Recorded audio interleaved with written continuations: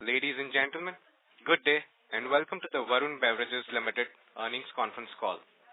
As a reminder, all participant lines will be in the listen-only mode, and there will be an opportunity for you to ask questions after the presentation concludes. Should you need assistance during the conference call, please signal an operator by pressing star then zero on your touchtone phone. Please note that this conference is being recorded. I now hand the conference over to Mr. Anup Pujari from CDR India. Thank you, and over to you, sir. Thank you. Good afternoon, everyone, and thank you for joining us on Varun Beverages Q3 CY24 earnings conference call. We have with us Mr. Ravi Jaipuria, Chairman of the company, Mr. Varun Jaipuria, Executive Vice Chairman and Whole-Time Director, and Mr. Raj Gandhi, Group CFO and Whole-Time Director of the company. We'll initiate the call with opening remarks from the management, following which we'll have the forum open for a question and answer session. Before we begin, I would like to point out that some statements made in today's call may be forward-looking in nature, and a disclaimer to this effect has been included in the results presentation shared with you earlier. I would now request Mr. Ravi Jaipuria to make his opening remarks. Good afternoon, everyone, and thank you for joining us on our earnings conference call. I hope all of you had the opportunity to go through our results presentation that provides details of our operational and financial performance for the third quarter and 9 months ended 30th September 2024.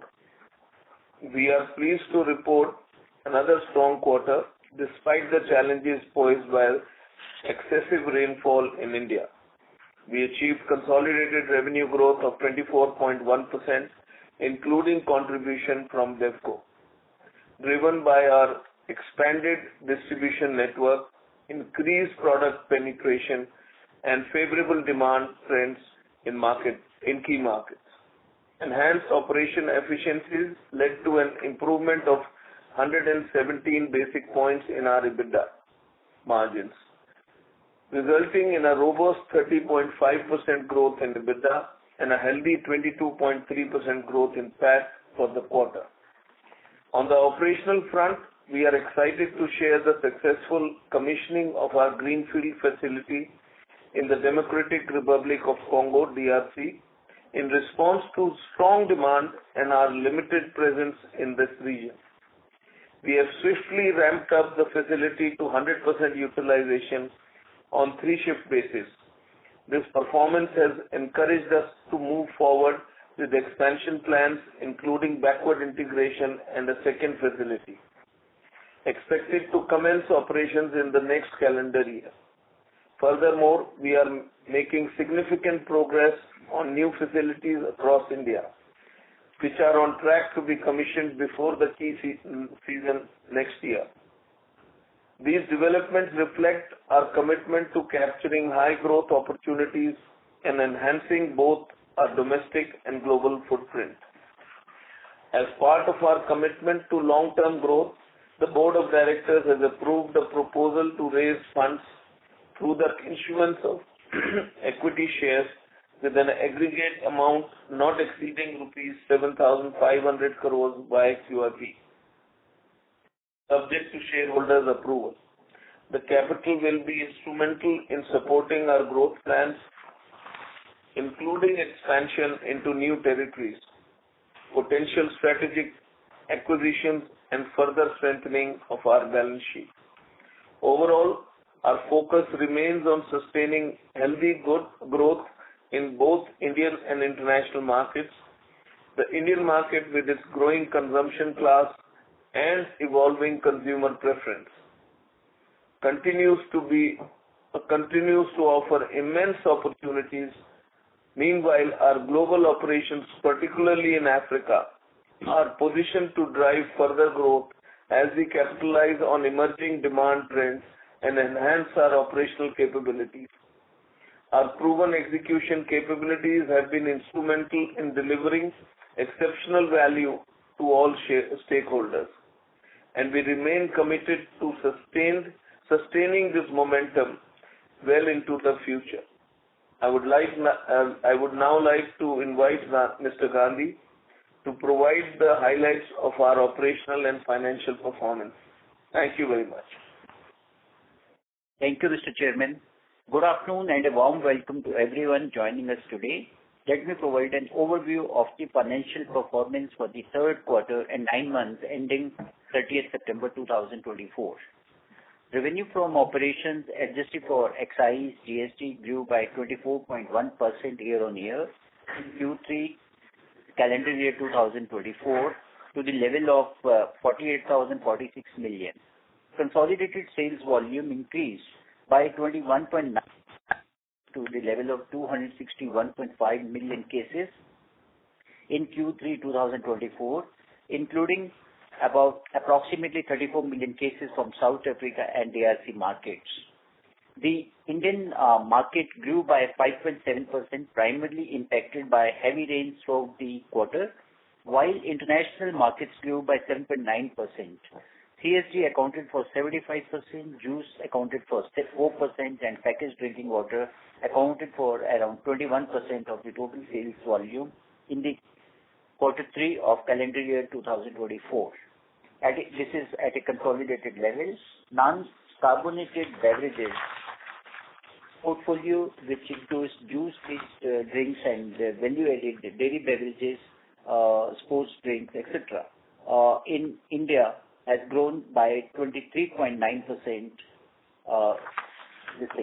This is about non-carbonated beverages in the 9 months, grown up by 23.9%. Our gross margins during the quarter improved marginally by 22 basis points, rising to the level of 55.5% from the earlier level of 55.3%. This is reflecting our continued focus on cost management. This, along with higher operational efficiencies, led to a 117 basis point expansion in the EBITDA margins, rising to the level of 24% from the earlier level of 22.8%.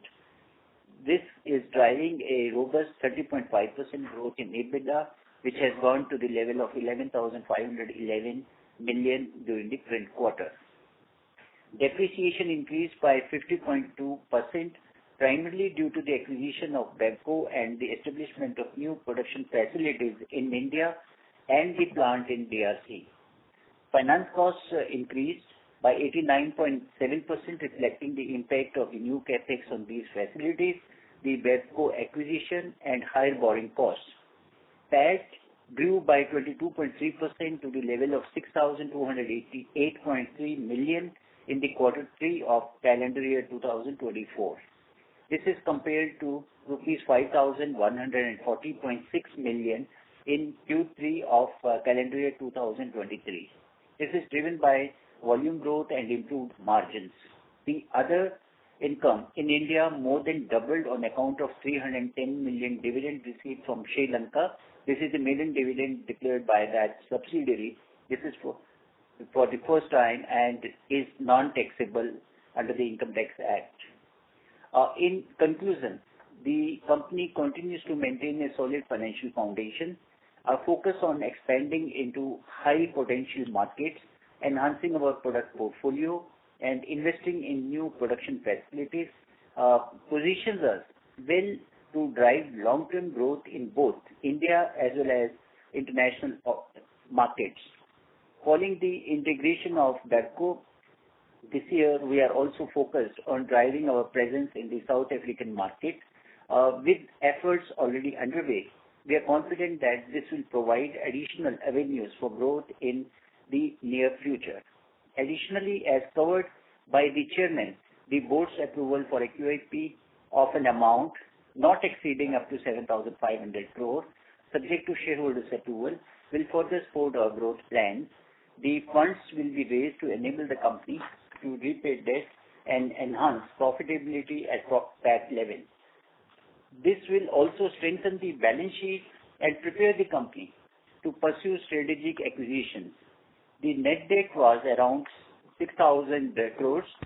This was including CWIP on capacity for calendar year 25, season through implementation of plant at Kangra, Himachal Pradesh, Prayagraj, Uttar Pradesh, and Buxar, Bihar, and Meghalaya. On that note, I conclude my opening remarks and would now like to ask the moderator to open the forum for any questions or suggestions. Thank you.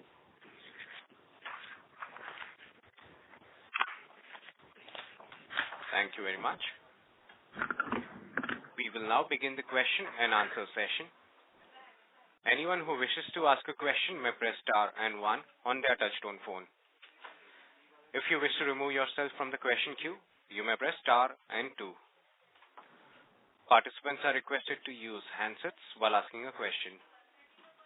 Ladies and gentlemen, we will wait for a moment while the question queue assembles.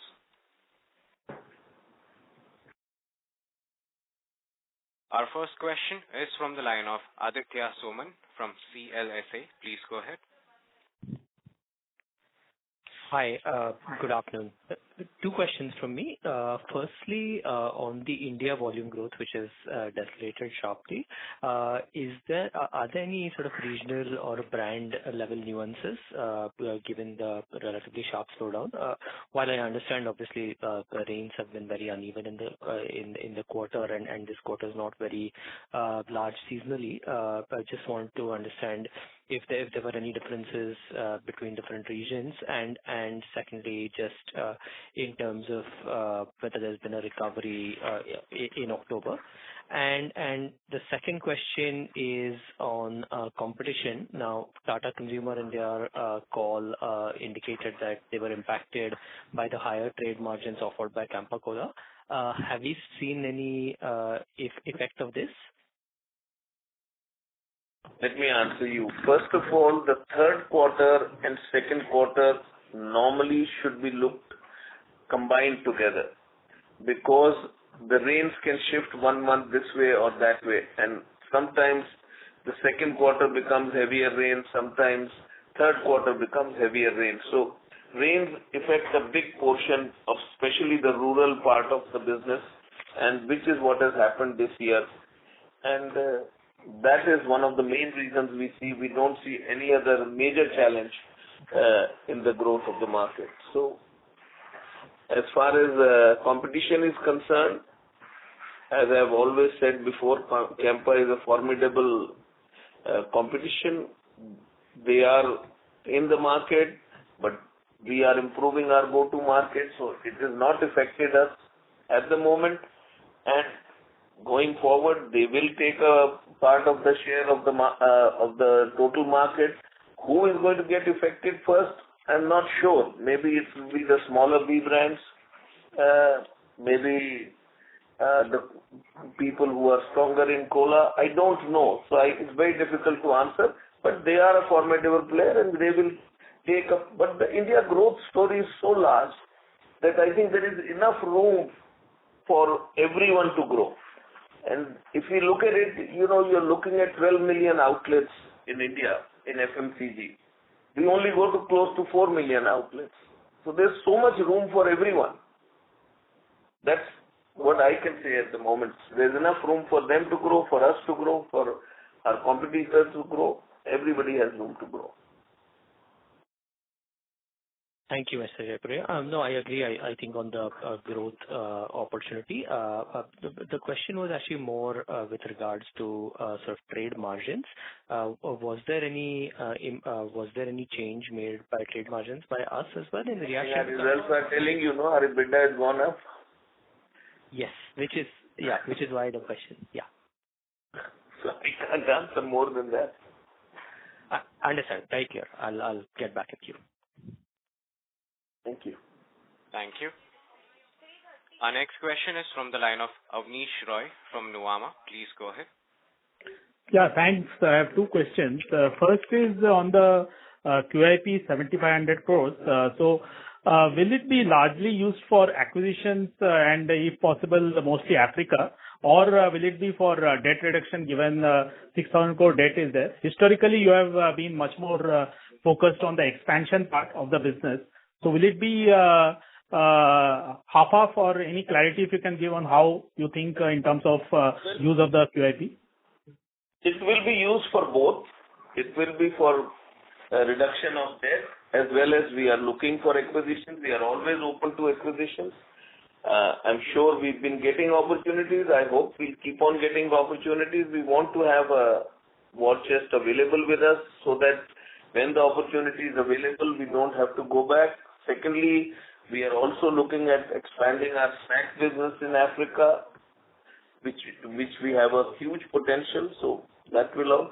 And plus, we are expanding our capacities in India also. So it will be partly used in different areas. Sure. My second question is on the India business. So of course, this quarter, almost every beverage company was impacted because of the rain. My question is, would you need some inventory correction if you see Dabur saw very sharp inventory correction? Because for them, 2 back-to-back quarters was on the higher side. Your volume growth in the previous quarter, Q2 was 22% and now 5.7%, and your base is quite high. Your base is almost 19% in December quarter. So if you could comment on how you see December quarter, no specific guidance, but given La Nina effect and given high base, and would you need some inventory correction given the kind of scenario current you have? No, we don't carry that much inventory, and we can correct our inventories any time we want in 30 days. So it's not something that we have to hold for 6 months or 8 months. Sometimes when we see a favorable pricing in a raw material or a category which can be stored, then we pre-buy it and store it. Otherwise, we can correct our inventory anytime. We don't have an issue. Sure. And the last quick question on Campa Cola. So in terms of INR 10 pricing in how many states would you have that in terms of your key products? No, we don't sell at 10 rupees. We are not selling anything at 10 rupees except glass bottles. Given Campa Cola's entry, at some stage would you need to shift to 10 rupee pricing also? And from glass to PET, how do you see the customer preference? Because PET bottle, obviously you can carry it, obviously much cleaner option. Glass also would have some advantages. So could you share your thoughts? You know, glass sells in restaurants and eateries. All the eateries, and they make better margins, so they prefer to carry glass. And PET sells them on the go. So we have our products, which are differentiated totally from what Campa is selling. And there is enough room for everybody, as I said. They can expand the market. They are putting chillers, which is good enough. Your PET will be 15-20, right, currently? Our PET is 20. 20. Understood. That's all from my side. Thank you. Thank you. Thank you. Our next question is from the line of Jay Doshi from Kotak. Please go ahead. Hi, thanks for the opportunity. Could you give us some more color on, what's your, based on the early success you've seen in DRC, the, roadmap ahead? I know you've shared some details in the presentation, but want to broadly understand how big the market is and what is a, reasonable market share to have in a market like DRC. So that's one. And second is, I think in the 6 months so far, you've clocked about 60 million cases, 58-60 million cases in South Africa. So what is the seasonality in that market? Because the next 6 months will probably be peak season there. And hence, what should we expect from the first 12 months from the operating perspective from July to June, if you were to think that way? Two things. One, I think South Africa, the first 6 months, we were basically correcting our back end. And it was low season. It was like our winters here. So now the peak season is starting from this October onwards till March. It is peak season, and we have corrected most of our back end. So we expect reasonable growth. I think we are improving our go-to market. So it's a bit early to say because October has just started, but I definitely believe we should do a reasonably decent job. And as far as DRC is concerned, so we have the capacities we put are sold out. So we are expanding our capacities, and which will be happening part of it will be happening in early January, February, and the balance will be in July, August. So this is doubling down of capacity at the current plant will happen in Jan Feb, and the new plant that you're opening in the other part. Overall, it will be more than doubling the capacity. Okay. And currently, it is nameplate capacity is 25 million cases, right? While you're operating 3 shifts, so you may be doing more. No, it is about 35 million cases approximately. Okay. So by this time next year, your capacity for DRC will be 70 million cases, or more than doubling is what you indicated. Should be. Could be more. Sure. And just to follow up there, so in India, typically the seasonality we see is that this first half, tends to be a little over 60% of annual sales. Is that something we should expect in South Africa as well? That the next 6 months should be more than 60-65% of annual volume? See, I can't give you exact details because this is our first year, so you need to give us little bit time to really, because we are making the changes. We are making the changes to enter the markets which were not entered properly.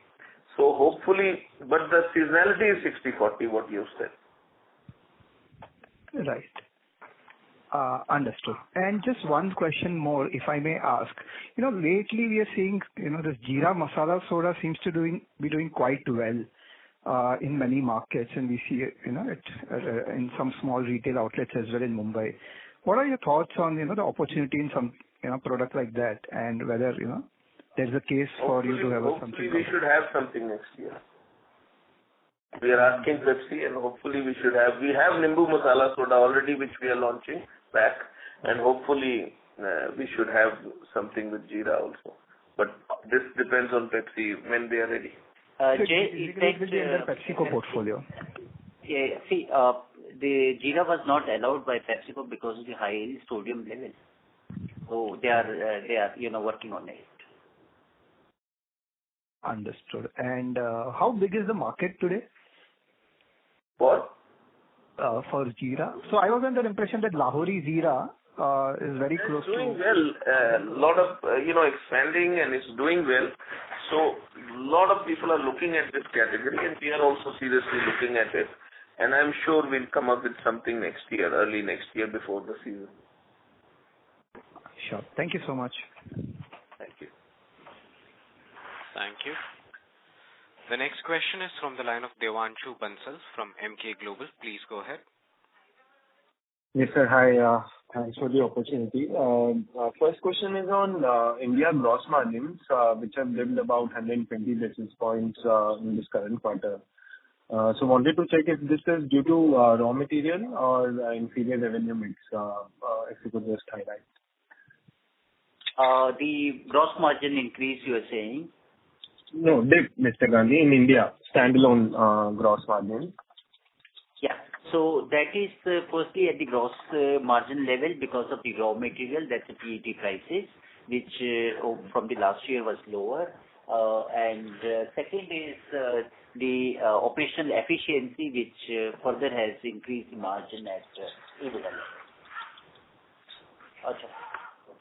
And are you referring here just one second. Water. Yeah. So here there are two things, Devanshu. One is the water cost, which was earlier taken as the cost at the operating level, has been classified from last quarter into the COGS. So that has made the difference. So that 1% has actually shifted upwards from SG&A expenses. That's only a shifting. Yes. Understood. And within South Africa, so that seems to be doing pretty well for us. So what are the few initial steps that we have taken in the market?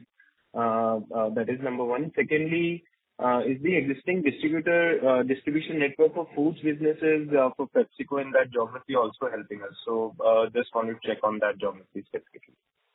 No, PepsiCo's food business is completely separate than our business. We are doing our own, but we have improved our go-to-market, and that's what we are focusing, which we have done in India over the last few years. and that's what we are focusing there also. And we have corrected the back end, so the cost, the lines which were not running inefficiently, we have corrected all of them, and now all our lines are running reasonably efficiently. Understood.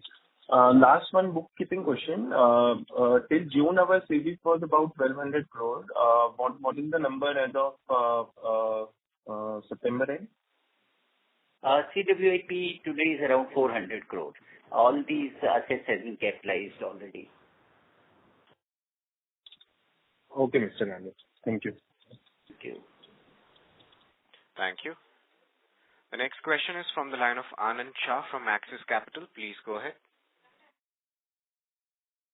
Yeah, hi, sir. Thank you for taking my question. So just on the international margins, basically, I wanted to know they've improved actually Q1Q and both YOY. I mean, and if I even look at the realization per case, it's gone up.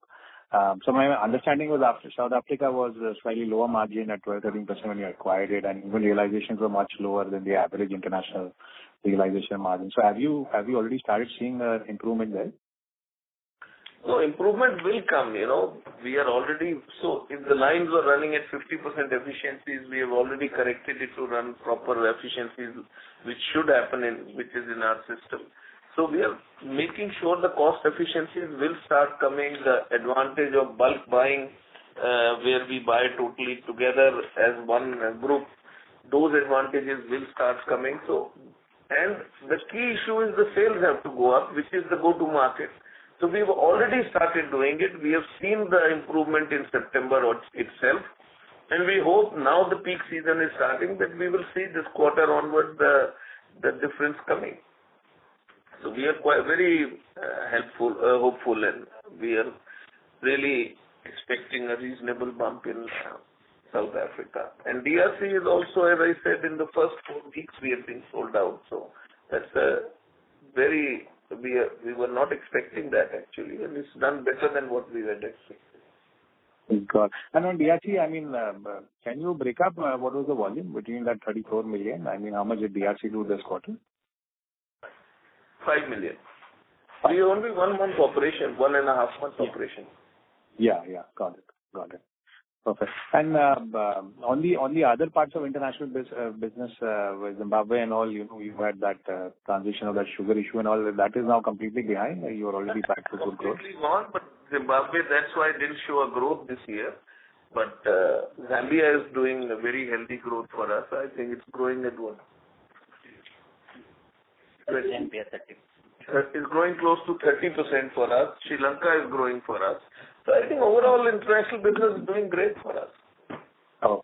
Okay, got it. And one last question from me for the India business. I mean, what would be, let's say, yours market share overall in the carbonated space? And let's say, I mean, with some percentage change, let's say, over 5-year period since you acquired Southwest and now, I mean, can you share any market share change that would have happened on an overall basis?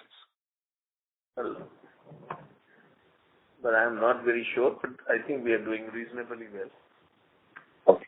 But we fair to say over the last 5 years since Southwest acquisition, you would have gained decent market share? We have gained, and I think our presentation also shows that we have gained more than 3% shares. Okay. Perfect. Thanks a lot, sir. Thank you. Thank you. The next question is from the line of Percy Pathanki from IIFL. Please go ahead. Hi, everyone. Congrats on good set of numbers. My question is a little bit hypothetical, but I guess now we might have to start thinking along those lines. So in a situation where, let's say, Campa is able to make inroads and is, let's say, gaining share, what would be our response and what would be our priority? Would we sort of prioritize sort of market share and therefore try and come lower in the pricing, or would we prioritize our margins given that there are other brands also at a lower pricing and we would just probably treat Campa in the same bucket? So what would be the top-down thought process on this? I think the first thought process would be to expand the market. As we are expanding, we are adding 300,000 to 400,000 outlets every year. and Campa has just entered the market. So for Campa to also reach a large portion of the market, it will take some time. It has taken us. And there is enough room in the market. As I said, from 12 million, we are only reaching 4 million. I'm sure there are enough outlets available for Campa also to go where we are not reaching or Coke is not reaching. But again, they are playing a different play. We have our products are different. Our go-to-market is different. Our brands are different. So we have to pursue our go-to-market, and if need be ever, then we'll make a range which can fight that pricing also. Sure. Because see, one major difference between a Coke and a Pepsi versus a Campa is that they don't have to pay any sort of concentrate charges, which is like a form of a royalty. They don't have that cost, so they save on that. That's not so large, my friend. That's not so large, my friend. So that cannot change the pricing. Okay. Got it. Sir, nextly, just wanted to understand the South Africa ramp up. I believe when we took over, the Pepsi market share was a low single digit, and they had some private labels, and the total market share of that company was, I think, in low double digits, if I'm not mistaken. So has there been any ramp up to those numbers? I know it's very early, but like in DRC, we saw even in the first month a very big sort of very material ramp up. Just wanted to understand, have you seen any kind of ramp up in South Africa versus the situation when we took over?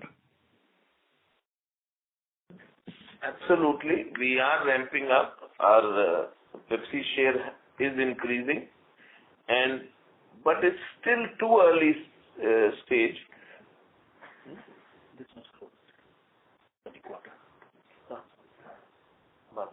So last quarter we have grown at 12% already, and if you look at September, we have grown at 20%. Okay, and this is on a YOY basis, right? Yeah. So as we are ramping up our the system, it will take some time, but September has given us the go forward what is possible, and we are very happy with the 20% growth which we have seen in September, and the season has not even started. Got it. Yeah, that's all from me, sir. Thanks and all the best. Thank you. Thank you. The next question is from the line of Sumant Kumar from Motilal Oswal. Please go ahead. Yeah, hi, sir. So, can you talk about the overall the growth we have seen 6% volume growth? So, how's the tier 2, tier 3 cities and rural doing compared to urban? Oh, you see, when there is heavy rains, rural always gets disturbed first. So this quarter has been a very unpresidential rain. So rural has definitely got disturbed this quarter. But similarly, the second quarter, rural grew faster than the urban. So that's why I said these two quarters have to be taken together and not in isolation, because depending on the rain god, the soft drink business plays a bit of a role in India specifically. And when you talk about the margin expansion, the operational efficiency we are talking about, in last couple of quarters, we have seen the benefit of low sugar usage and also the thickness of bottle. So how currently we have say 49% low sugar, and also in bottle side we are also reducing the weight of bottle. So when till what quarter we can see this kind of improvement in margin from these two activities? You'll keep on seeing improvements because all our new plants, large plants which are coming up, they are much more efficient than the older plants. Secondly, we have now tried to do a complete backward integration in our bigger plants. So there is a freight savage, we save freight on preforms, on caps. We are not transporting, we don't transport boxes. So there are minor savings, but when you start adding up, it all starts becoming a large number. So we are trying to do whatever is practical. And So, Mr. Gandhi just gave me 17 plants of ours are backward integrated. Now, that is a big difference to what it used to be. So, as we keep on, like 4 more plants are coming up now. So, all these new plants which are coming up, our cost of production is much lower. Our lines, the same lines which used to produce at one time 100 bottles and 200 bottles a minute, now are producing 800 and 900 bottles a minute. And it's the number of people required are the same. And many beverage companies, we have seen subdued performance, and some companies we have seen in beverage industry degrowth also, and we have grown 6% volume growth in domestic market. So what differentiation we have seen in our company and our business model? I think the main thing is that one, a lot of people may not be putting enough money in the backward integration or expanding plants. So when we open a new plant, our distances come closer. We save on freight. As I said, we don't transport preforms and caps from other plants. We save on that. And at the same time, they are larger plants, so the production capability is much higher. So we don't do unnecessarily extra manpower shifts, or we are not working on Sundays if we don't need to. So you don't pay double wages. So these are all small things, but when you start adding up, they're all positive. And then, as I've said before, we are adding close to 300,000 to 400,000 outlets every year. So we are expanding our go-to market, and which is the main game in the soft drink industry. If I could reach 8 million outlets instead of 12 million outlets, then my sale would not double, but at least would go up by 50%. So, question is how fast I can ramp up the system. And lastly, the rPET size, the industry, it is a mandatory to use 30% rPET. So what is the status on that? We are under full construction. Our first plant will be under production by second quarter of next year. And we will be producing enough rPET ourselves, what we require for the government mandatory. Thank you so much. Thank you. Thank you. The next question is from the line of Nihal Jham from Ambit. Please go ahead. Yes, thank you so much and good evening to the management. Sir, I had a couple of questions on the food business. If we look at the food arrangement that we have, say, for Zambia and Zimbabwe, where we both do the manufacturing and distribution, would the business model and the way things work be similar to how the India beverage business operates? Similarly, yes. It's a franchise like we pay concentrate, we'll pay for seasoning for our snacks. So it will be the same thing for Morocco and Zambia, Zimbabwe. Morocco would be the first plant coming up. Got that. And the second question is, Pepsi's food portfolio obviously is present in much lesser number of countries versus beverages. So when we are looking at incremental opportunities as part of the QIP and potential food expansion, would it primarily be focused only in countries where Pepsi has a food portfolio, or we could be entering countries where Pepsi is not present with foods at this point in time? No, Africa, Pepsi doesn't produce anywhere except South Africa. So all the other countries are open technically, and you cannot transport air. Africa, the distances are too far, so that's why they've decided to give us to manufacture, because it doesn't work to import or to bring it from one plant to the other. It's too expensive. So slowly, wherever we can ramp up, we will try and ramp up. With the manufacturing and distribution, and not maybe only distribution, because of the limitation of transporting distribution food. Doesn't work. It's too expensive. I mean, you can do a niche product. You can go to the modern trade and just sell basics, and only the rich people can have it. But that doesn't give you the market. Understood. This is very clear. Thank you so much. Thank you. The next question is from the line of Sanjaya Satapathy from Ampersand Capital. Please go ahead. Hi, sir. Thanks a lot, and congratulations once again for a great set of result.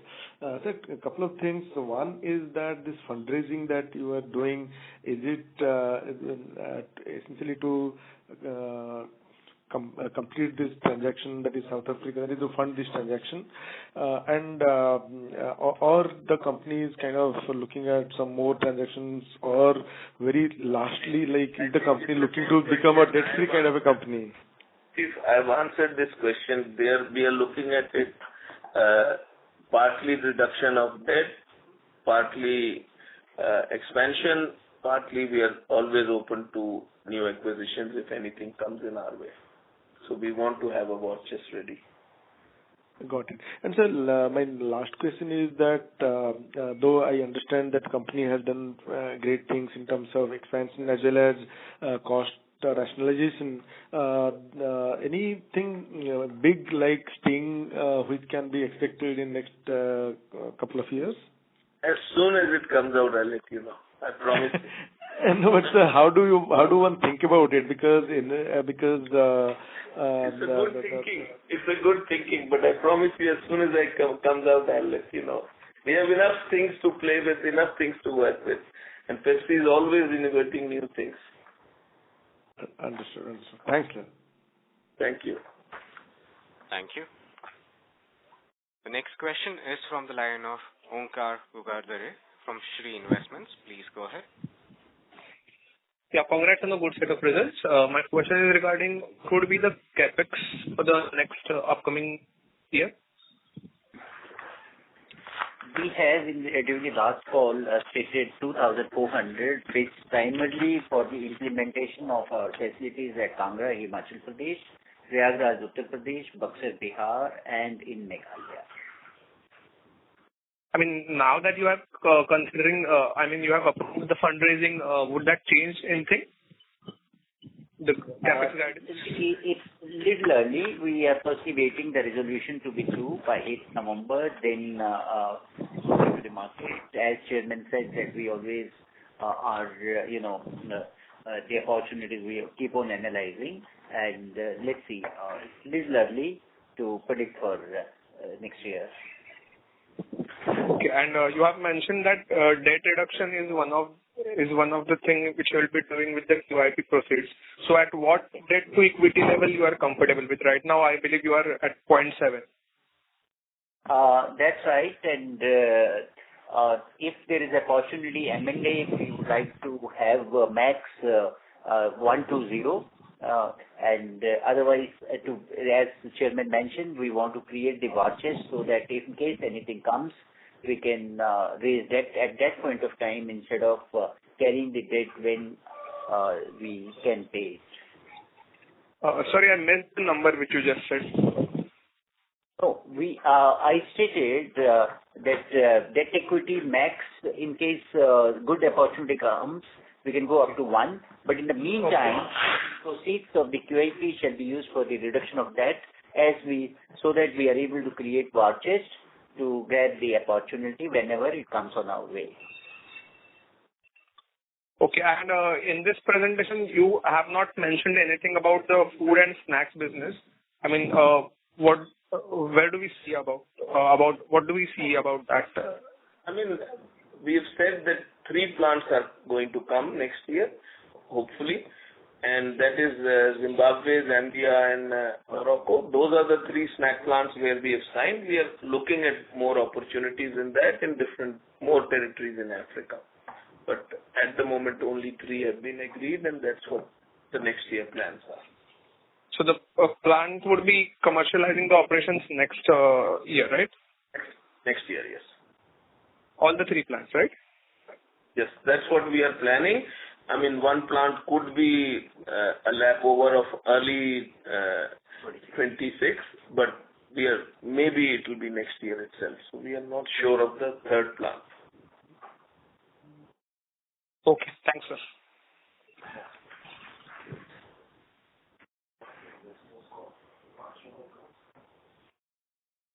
Thank you. The next question. Yeah, please go ahead. Yes, the next question is from the line of Shirish Pardeshi from Centrum Broking. Please go ahead. Yeah. Hi, good evening, Ravi, Mr. and Mr. Gandhi. Just two questions in the beginning.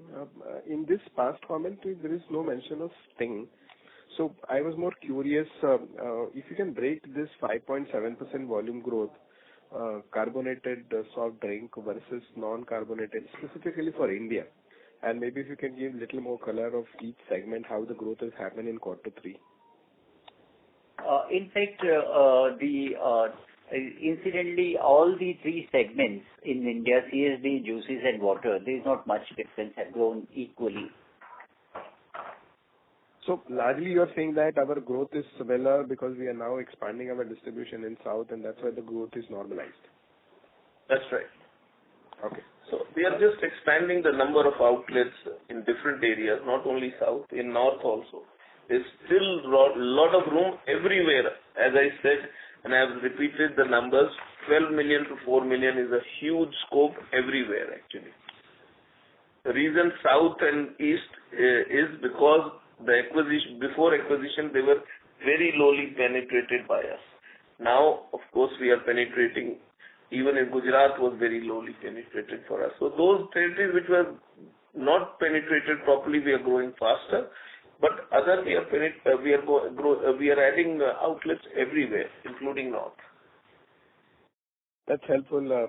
Actually, you're pushing me to ask a little different question. This penetration-led growth will last for next 4, 5, 6 quarters because I think in India we have enough supply. It should last for next 4, 5, 10 years.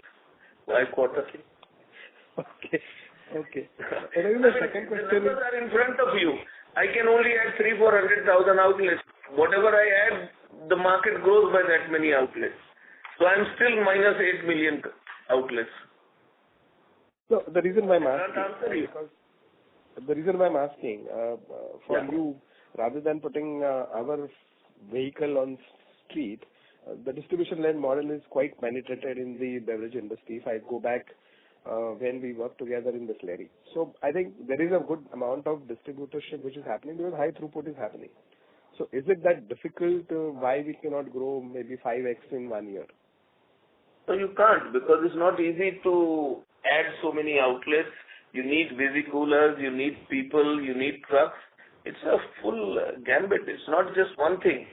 You need capability of production. Everything has to be done, no? You can't go because to add 400,000 outlets, you're looking at 3,000-4,000 people being added. Where do you get so many people? Train them. Sure. Okay. My second question is on Bevco. We also had the non-Pepsi products there. So just wanted to understand, in the new outfit, how those businesses will get scaled up? They are scaling up. We are scaling up the whole portfolio. Pepsi is growing faster than our own portfolio, but we are scaling up the whole portfolio. And Pepsi, when we have said we have grown, how much in the last quarter?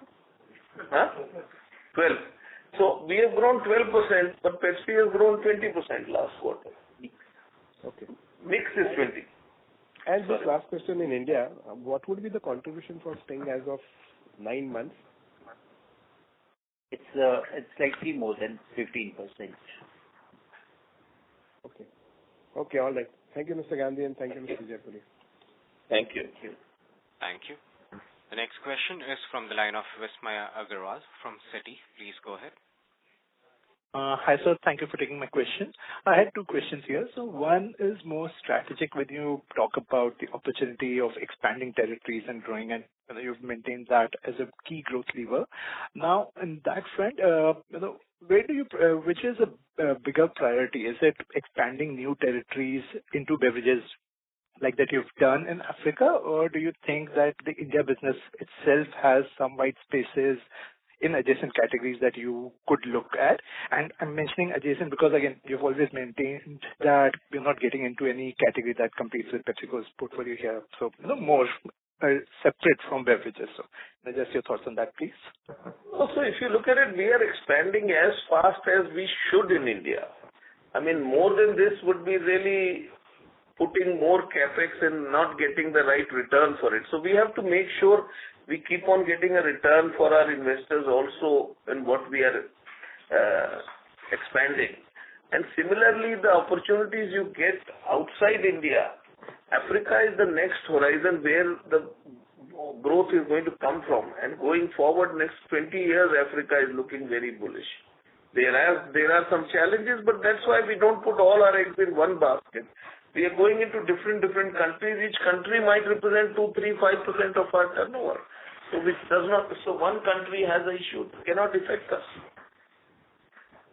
Got it, sir. And if I may follow up on that, so what I understand is India, you're happy with the portfolio here. While yes, you did mention earlier on the call that Jeera is say a subcategory that you could look for, but nothing beyond beverages at the moment in India, right? So it's predominantly Africa. I'm not saying anything. I'm saying right now we are doing everything which is right, and when the opportunity comes, we might look at something else. But right now, that's what our focus is, and we will not do any beverage which competes with PepsiCo. Got it, sir. Understood. Very helpful. And so secondly, on profitability in India now, the past 9 months, margins have been well ahead of something that you've done historically, well ahead of the guidance that you've maintained always.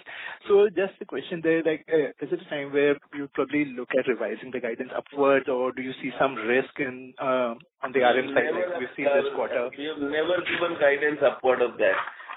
21-22% in soft drink industry is the best you can get. We are always trying to improve on ourselves, and we'll keep on doing that, but that would not be our guidance. Got it. But sir, do you see any risk on the RM side? Because we just saw this quarter the gross margins dip a bit in the India business. So is there minor? We have not seen any major. I can't look at the world, where it's going. Suddenly the oil prices go up. I can't answer that, to be honest. That is something totally not in our hands. Or you get a complete drought year where the sugar prices go up. But that is also getting covered now as our portfolio is getting reduced from sugar. 49% of our portfolio is low sugar. So I think we are covering ourselves from every side. Minor changes can happen. So that's why I don't give you a guideline of more than 21, 22. Good, sir. Thank you, and that's it from me. Thank you. Thank you. The next question is from the line of Jay Doshi from Kotak. Please go ahead. Yeah. Hi. Thanks for the opportunity again. The 3 snacks plants that you're setting up in Africa, what will be the turnover at full capacity that you expect to do from these 3 units? About $100 million. This is the potential, Jay, going forward. We have, in our presentation, which was put up when this was last agreed, country-wise, the industry size in US dollars, and we have also given data, the investments, and it has in a couple of years, once these plants are operational, the potential of about $100 million USD, where the revenue from these 3 plants can go up. Sure, that's helpful. Second is, can you give us some indicative sense of, how would margins in snacks business at optimal scale compare versus beverages? And what about return ratios? Because I assume that asset turns will be much higher in that business. So how would return on capital employed look? That's the only reason Pepsi doesn't give it to other people. This is less capex, more turnover. Understood. So ROCs will be better, even though margins could be a little lower. You can say what you want. That's what I said. Yes, they are much better. Sure. All right. Thank you so much, and good luck for the coming quarter. Thank you. Ladies and gentlemen, we would take that as the last question. I would now like to hand the conference over to the management for closing comments. Yeah. Thank you very much. I hope we have been able to answer all your questions satisfactorily. Should you need any further clarifications or would like to know more about the company, please feel free to contact our investor relations team. Thank you once again for your interest and support and for taking the time out to join us on this call. Look forward to interacting with you soon. Thank you very much once again. Thank you. Thank you. On behalf of Varun Beverages Limited, that concludes this conference. Thank you for joining us, and you may now disconnect your lines.